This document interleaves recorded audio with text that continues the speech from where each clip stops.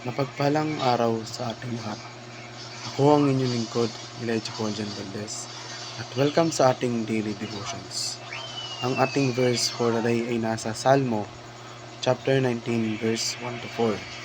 Sinasabi dito na, ipinapakita ng kalangitan ang kadakilaan ng Diyos, ang gawa ng kanyang kamay. Araw at gabi, ang kalangitan ay parang nagsasabi tungkol sa kanyang kapangyarihan. Kahit na walang salita o tinig kang maririnig, ang kanilang mensahe ay napapakinggan pa rin sa buong daigdig. Iginawa ng Diyos ang araw ng tirahan sa kalangitan.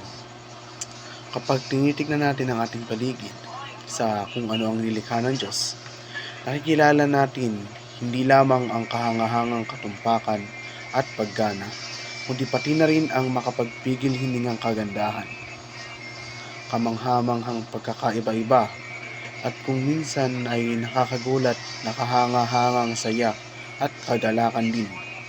Gustong-gusto ito na ang kapangyarihan at puso ng ating Diyos. Para sa akin, ang paglikha ng lahat ng labis na kaluwalhatian nito ay isang nakamamanghang pagpapakita ng walang limitasyong kapasidad, dakila at maluwalhating Diyos na lumikha. At ang lahat ng nilikha ay umaawit ng papuri sa Panginoon, ang may likha ng langit at lupa at lahat ng nasa kanila.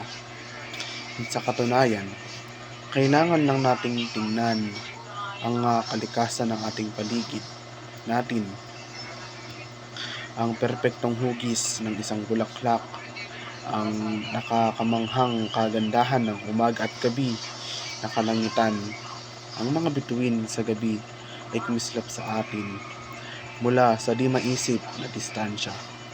Kung tuloy-tuloy na ritmo ng paghangahang paggaan ng katawan ng tao na makita na hindi napakahirap paniwalaan ang pagkakaroon ng isang banal at makapangyarihang lumikha. Ito ang ibig sabihin ng Biblia.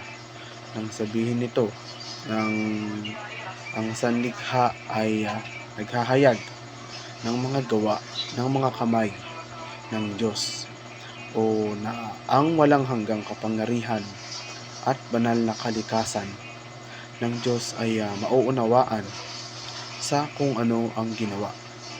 Nanganguluhugan din ito na kung titigil tayo at titingin ng tapat sa ating paligid, napakahirap isipin na ang alinman sa mga ito ay maaaring mangyari bukod sa isang tagapaglikha na sinadya at matalinong nagdisenyo ng lahat ng ito.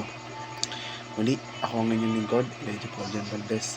Dito na nagtatapos ang aking daily devotions.